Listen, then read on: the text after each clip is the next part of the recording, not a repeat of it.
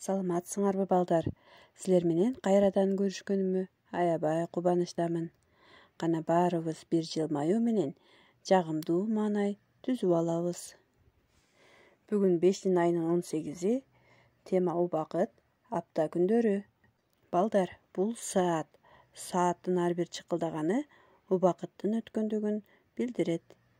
Дүйшөмбү, шейшемби, шаршемби, бейшемби, жума, ишемби, жекшемби булар апта күндөрү. Анда эмесе китептин 54-бетин ачып, 1-көнүгүдө сүйлөмдөрдү толуктап жазгыла. 2-көнүгү боюнча туура жообун таап жазасыңар. 3-көнүгүдө болсо таблицага карап, үлгүдөй кылып жазасыңар. Мисалы, дүйшөмбүдө Алена музыкага барат. Дүйшөмбүдө мен комуз ийримине барам. 4-көнүгү боюнча мааниси карама-каршы сөздөрдү жазгыла.